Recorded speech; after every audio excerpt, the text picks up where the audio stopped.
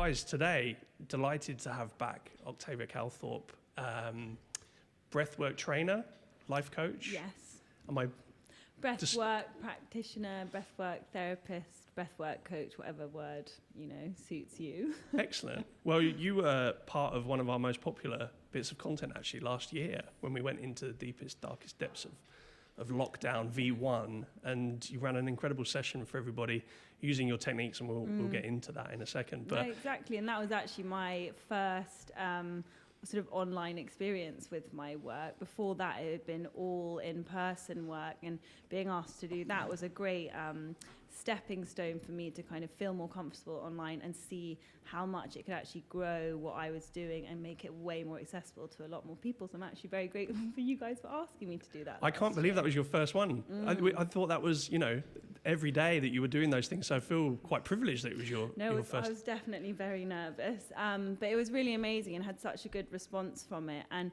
actually a woman who I still work with today, who lives on her own, has quite a challenging situation, she found me through that, and we're still working together a year later, which is really amazing. Yeah, well, we'll go into the whole thing around how social channels and so forth have been quite a powerful tool, but also maybe a distracting tool.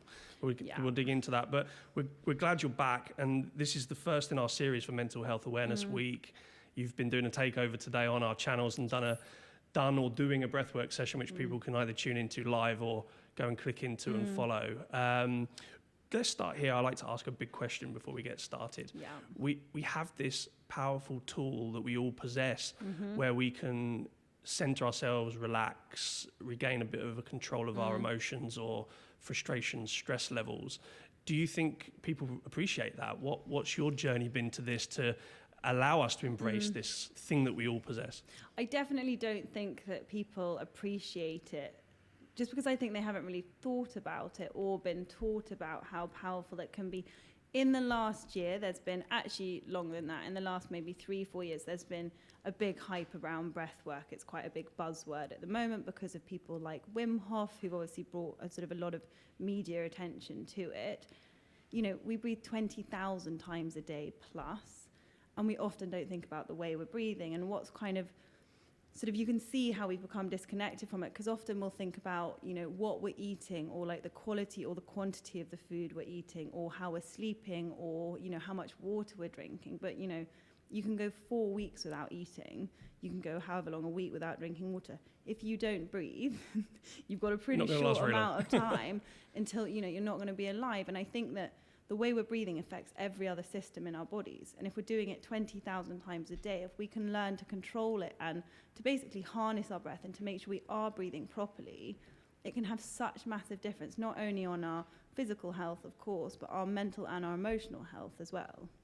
You mentioned Wim Hof. Maybe for those that are tuning in and don't know so much about this, let's step back a little bit. Explain what that principle is and who that is. So Wim Hof is this amazing guy who basically, he had a really horrific thing happen to him. His wife killed herself, and through his trauma of going through that, he basically started to work with his breath, and he was able to train himself to the point of almost people thought he was actually like a superhuman.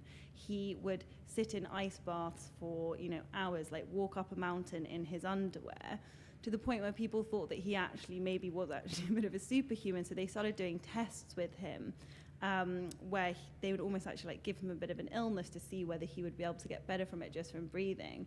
He sort of passed all of those with flying colors, and they were like, you must just be a superhuman. So they did a study with him where he said, give me 10 people, I'll take 10 days to train them with their breath. You'll then give them like a bit of an infection. I think it might have been E. coli, but don't quote me on that. And I'll be able to get them to basically breathe themselves through it and not get ill. After 4 days of training them, he was like, right, they're ready to go. And none of them got sick just by using the breathing exercises that he worked with.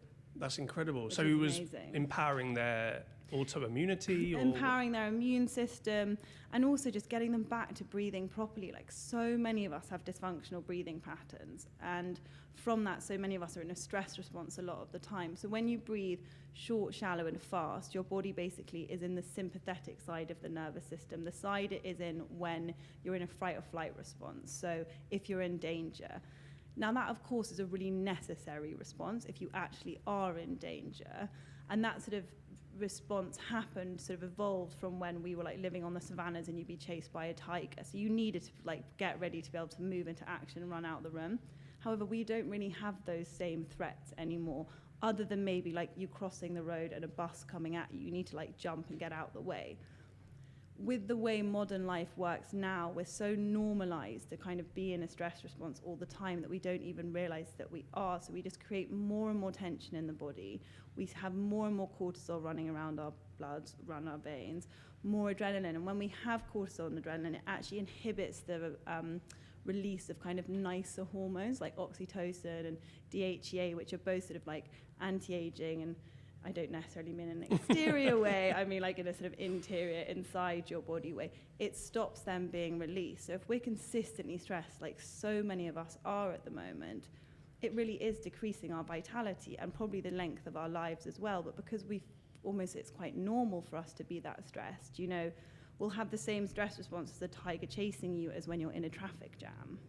And you can just see how that sort of is not going to be helping us overall, you know. Yeah, you can feel that tension building up, and you've got Google Maps on, and you're, oh, now I'm 7 minutes late. Oh, no, I'm 12 minutes late. And you're thinking of all the excuses you're going to make up of why you're late. And yeah, we're carrying around all of that so anxiety. Much so.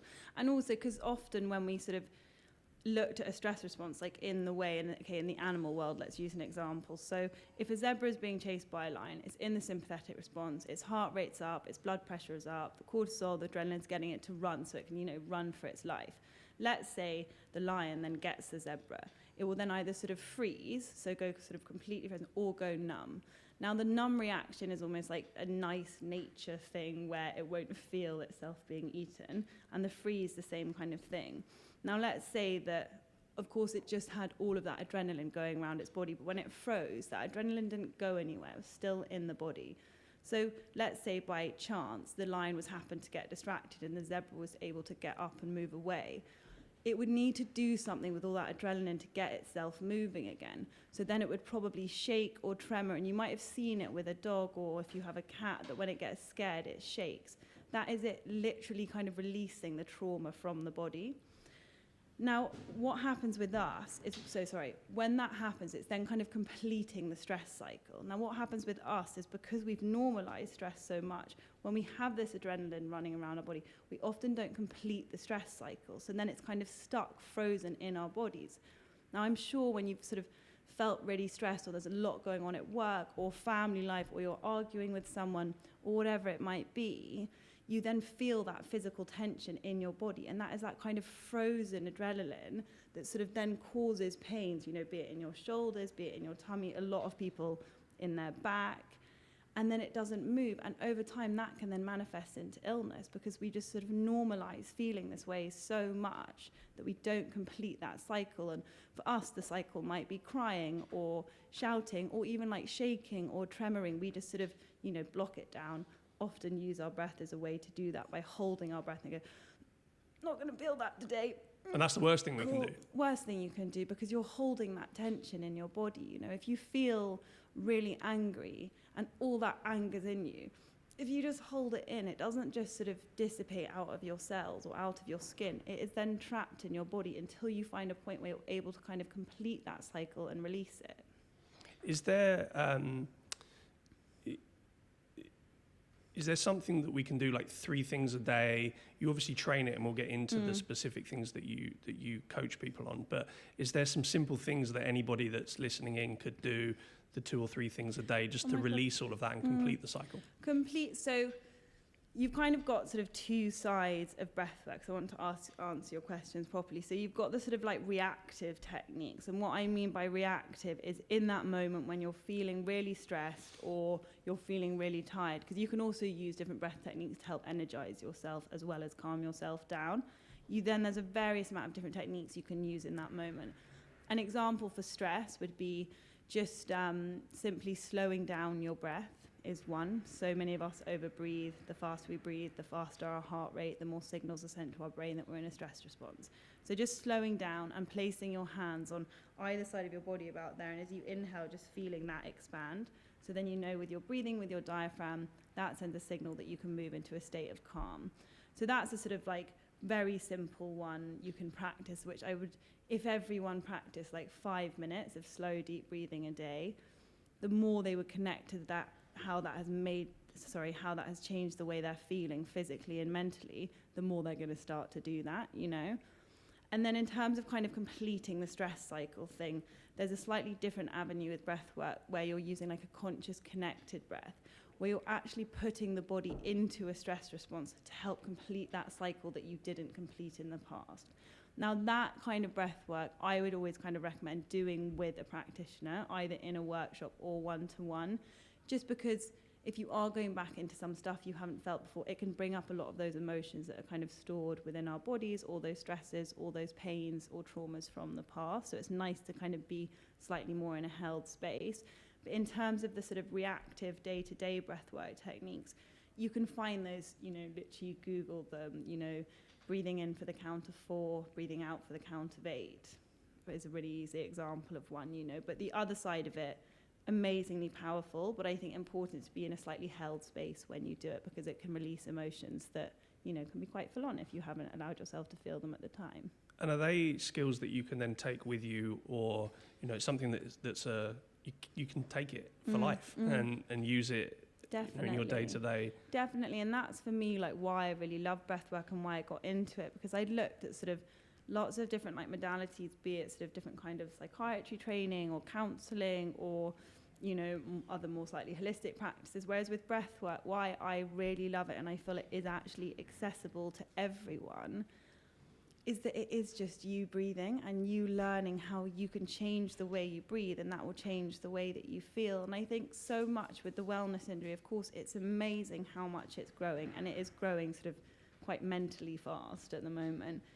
But it can be quite inaccessible to the masses. It actually can be quite a privileged space, to be honest. Like, why do you think that? Is it because it's not expensive, really? But I think it is quite expensive. It may be slightly different now because of kind of now the online offering from the pandemic's obviously grown hugely so as well. But, you know, going to yoga class is quite expensive. Going to a meditation class, having the time to be able to do those things. And also a lot of people don't have space in their houses have a yoga mat down. You know, if you're living in a small flat with a big family, it's hard to do that. Whereas with breathwork, you only need the space of your own body, obviously.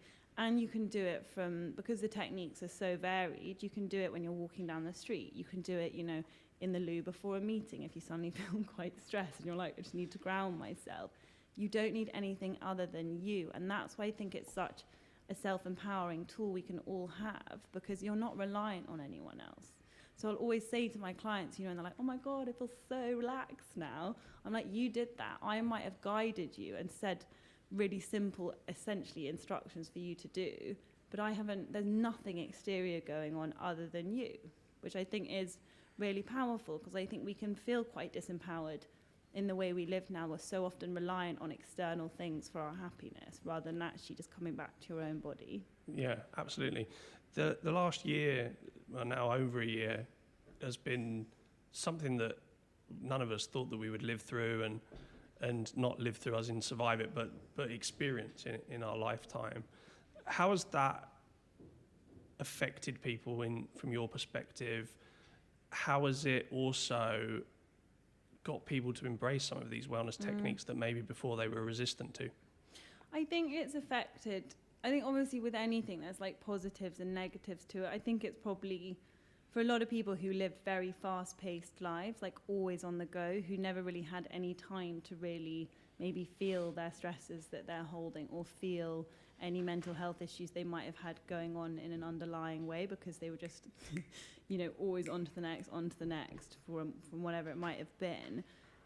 In a way, I think it's given people the space to slow down, which I think is no bad thing, because I think when we're living in such a fast-paced life, we're not really actually living, we're kind of just existing, because we're always in a sort of, you know, pain of the past which we're running away from, or a fear of the future which we're sort of stuck in the anxiety of that. So I think the fact we were all able to slow down has made quite a lot of people deal with some of their shit, to be honest. Sorry if I can't say that. You can say whatever you want. So I think that has, even though that might have been really challenging for people, you need to, because this stuff will make you ill eventually. If you don't deal with the stuff that you're holding in your body, you're essentially just kind of experiencing that all the time. If there's some sort of pain from your past that you didn't deal with, you know, a rejection or whatever, a difficult relationship with your parents or whatever it might have been, by resisting that, you're only actually giving it more energy. Do you know what I mean? By holding it back there, which becomes more and more tiring. So I think the pandemic has given some people space to kind of deal with some of their stuff. Of course, it's quite a nice thing to be able to say, oh, it's so good for us all to slow down, because also for some people it's been super lonely and super challenging. So I think the development of these kind of online wellness offerings now has been a lifeline for some people. I've noticed in the groups that I ran through the sort of first lockdown and the second one, which were all donation based on Zoom, for some of my clients, and actually the one I was saying at the beginning who she found me through Iris, for her it's like a touch point each week to kind of somewhat interact with people, even though there's not actually that much interacting, but just to be in a space where you know you're doing the same as 10 other people at that time. And I think that in itself has been quite a big lifeline for people, you know, because it has been a really difficult year. But one other thing I think has been really amazing, I actually did a post about this recently, was how much people came together as a community. And I think we needed that, because I think we've lost in our culture quite a lot that sense of community, that sense of caring for your neighbour. People sort of often go like this with their neighbour, not sort of actually say hi to them or help them with their shopping or whatever it might be. And I think that has been a really, really amazing thing to see people come together, and actually the power and effect that can have, and how we can actually all group together and be there for each other, you know, whether we know each other well or not, you know. Yeah, absolutely. From a virtual settings perspective, previously you were doing these courses, coaching in person, and you had to pivot pretty quickly to a digital only offering. How did you embrace that? How did you create something that had that warm feeling? It's quite a key moment, as you've just shared, in a week for somebody. How do you create that feeling like you are together but on a screen? You know, I did have to move like pretty quickly, because as I was saying before, I didn't really do anything online other than like the odd life coaching client, but everything was in person for me. And to be honest, that's why I kind of do what I do. I love the human connection. I love the interaction with people I don't know at all and forming bonds with them quite quickly. Moving it online was definitely a challenge, and I had to learn as I went. And as I learned, it sort of was just being, you know, just like kind of being myself on it as well, not trying to make it too, hi guys, I'm on Zoom and this is breathwork, and sort of things that weren't really me, you know, kind of went in and I guess also showed like my own vulnerability. Like in the last year, I've definitely had points where I've struggled with my mental health, but that is okay. Do you know what I mean? Even just because I do what I do, it doesn't mean that I've worked out everything and I've dealt with everything that might cause me pains at point.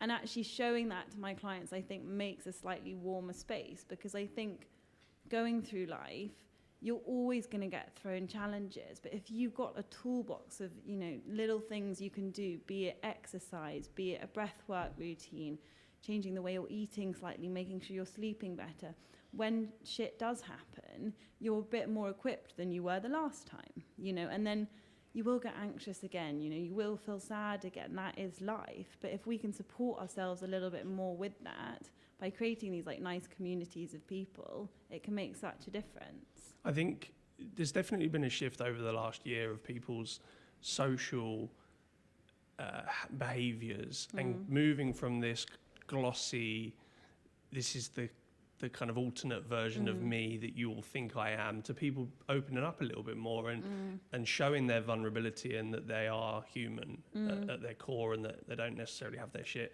fully together, even though it may appear that in 90% of their posts on the Instagram grid.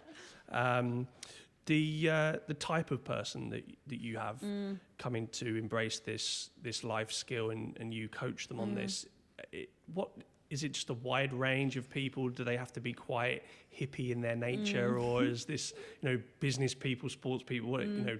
So initially, pre-pandemic, I would say it was a certain type of person, someone who had maybe already done like a little bit of meditation, was already on a sort of slight, you know, self-development journey or whatever you want to call it. Post-pandemic, not that we're not still in it, but I mean post it starting, really different.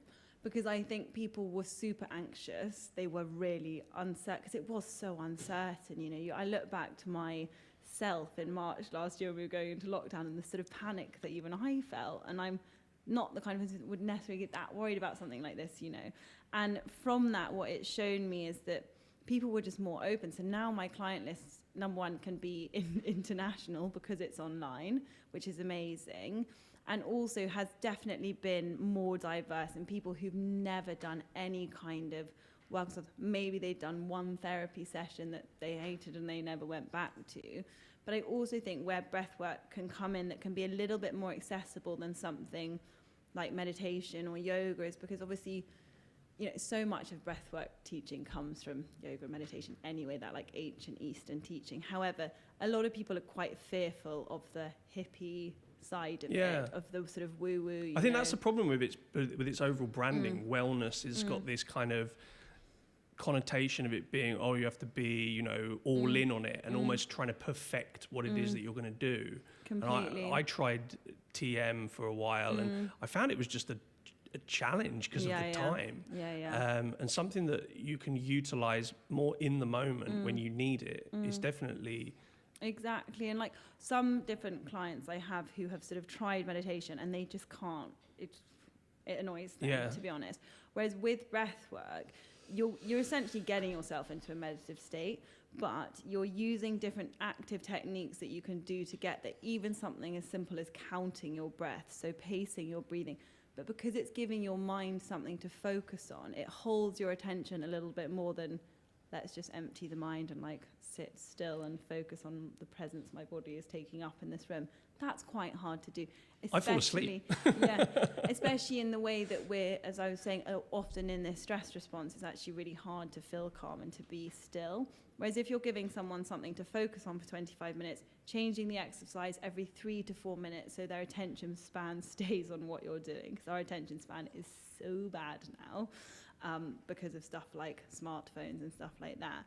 But because you're doing that and you're changing the exercise consistently enough that it does hold their attention, after about 20 minutes, you've got them into that meditative state. So it's like quite a good stepping stone to going into that space of, you know, an empty head and like a lovely calm body. So I think it's definitely helped. And also there's other sides of breath work. So there's a training I did called the Oxygen Advantage, which is all about like breathing for athletes, basically how you can enhance your performance through the way you're breathing. So for me, when, okay, let's say like you come to me as a client and you're quite corporate and you're in a suit, and if I start talking about how if you connect with your breath, you might connect with your higher power, you're going to go, no. I know I'm obviously slightly generalizing here, but you know what I mean. Whereas if you come to me and I go, okay, I can help your sports performance in the gym, we're going to be doing the same techniques, but the way I'm describing it is different. And both are true, but it's just more accessible to the masses in that way, you know. Like we haven't, of course, we've grown up with religion in England, but a lot of it in quite a lot of Christianity, and I don't know how many people are actually that connected to, you know, when they used to go to church when they were younger. So therefore the spiritual side of it can be quite a resistance to that. But if actually you can get someone to feel so comfortable with their breath because you're talking about it solely on a physiological sense, they then see the benefits in a sort of emotional and mental sense. And then you never know, they might then start to see that slightly other side of it, the sort of spiritual side of it as well. Because, you know, our breath is the thing that connects all of us together. We all have to breathe. Every life force on this planet has to. So as, you know, the trees are inhaling, we're exhaling. As they're exhaling, we're inhaling. And there is this constant exchange between us and all of the life on this planet. So when you see it like that, and that is just fact, that's not even like too woo in itself. No, it's not. But I think it, again, can bring people a bit of solace, because it's just knowing that, you know, what the breath I'm breathing now is the same breath that someone in Australia is breathing right now. There's no difference in that. All the breath that's here has just been constantly recycled within our whatever you call it, atmosphere. So there is that spiritual side of it as well, but you also don't have to go into that if it's not right for you, which is why I like its kind of accessibility in that way. Yeah, it is. It's that branding piece, that positioning piece, like you said. If it feels like it is an effort to do it or something that's only for this, but if you if you shift the paradigm on that and say, well, this is something that, you know, you're going to use to do that mile run at the gym quicker, or exactly. whatever it might be less stressed when you walk in the home after a busy day at work, and you're carrying all of that burden. You just take a bit of time to reset and then enjoy family time when you get home. Exactly. Talk to us about what you offer then, your process, one-to-one sessions, individual coaching, and then group sessions. How does it work? So I offer, so with the one-to-one sessions, they'll always be tailored to that specific person's need. It's never one size fits all. So meet someone, we'll do sort of a little questionnaire with them to find out why they've even come to me, what physical issues, what mental, what emotional issues they might be having at that time. And then I'll tailor the practice to them. So we might initially start with doing the kind of more down-regulating the nervous system, getting them comfortable with their breath, checking how they're breathing. And then if it's right, we'll move them into the sort of slightly more emotional releasing breath work. If that's what they're wanting at that moment, it might actually just be that their anxiety is so bad that we need to just focus on actually being able to sort of regulate their nervous system first before moving into that. So one-on-ones, it's always different. Again, if I'm working in person or if I'm working in Zoom, again, quite different, because when I'm working in person, I'm also using body work, so different acupressure points on the body to help release where we might be holding tension. A lot of us hold a lot of tension around our sort of midline, where we hold a lot of anxiety and worry, and that is kind of where our breath shortens when we're stressed. It doesn't really go below our rib cage, so it's just helping people get kind of deeper into their bellies. So that's the sort of one-on-one side of it, and it does vary for every client. So, and it is just so, it's so amazing when you see the effects of people, because what's important, and with anything like this, is it's great doing one-on-one sessions, but where the real difference is made is in your day-to-day. If you kind of do 10 minutes, 5 minutes practicing each day, that's when you'll start to see the real change. And that's all it takes. Literally all it takes. 5 to 10 minutes a day can make a transformational. Obviously, the longer you do, the longer the effect, the more the effect's going to happen. But if you can just start, the thing is if let's say you started doing 5 to 10 minutes a day, you will start to feel the difference. So then you'll probably want to do longer. Yes. The more comfortable you get with something, the more you want to do it. You embrace it, yeah. And then it just means that, even now, when I was walking here, if I'm honest, I felt a little bit nervous because, talking on a podcast, you can feel a little bit exposed. And rather than sort of letting myself go into that thought process that creates worry, I was just like, come back into your body, like notice how you're breathing. My breath was quite fast, so just like slow it down a bit and then go in, practice what you preach in that moment, and then in terms of group work, it kind of changes here and there. Through the pandemic, I was doing sort of 4, I know we're still in it, but in lockdowns, 4 sessions a week, all kind of donation-based, because I wanted to make sure that it was open for everyone to be able to come and learn techniques because of how anxious and stressed everybody was, and that wasn't sort of aiding the situation we were in at all. And now at the moment, I have a weekly group on Monday evenings. I'm going to start doing more on an app called Comey, which is really exciting as well. And then I also work with, which is one side I really love, with this amazing charity called the Renaissance Foundation, which is a youth charity in London. And what they do is actually really cool, because they don't just sort of do one-off things with these kids. They sort of take them on for 4 years, help them get through their A-levels, help them do their CVs, their, what is it called, UCAS applications, like all of that kind of stuff. So I do 10 minutes with them every Thursday at the start of their workshop, just because they're quite young. So it's like you don't want to sort of overload. How do they embrace it? They really embrace it. And it's all been on Zoom, which is like, again, quite interesting because I haven't actually met anyone. And they do really embrace it, They don't necessarily sort of say, wow, but they're like, yeah, that was good. And I'll take that as like, that's a solid 9 out of 10 for sure. And I think for them, they're super stressed. Like, it's been a really weird year for kids at school, you know. And a lot of these kids also have like quite a challenging time for various different reasons. For them, just knowing again they can just relax their own bodies by like changing the way they're breathing for 10 minutes has been really amazing to be able to kind of share those techniques with them as well. How can people get in touch with you? Where can they find you? People can get in touch with me on my Instagram, which is just at Octavia Calthorpe.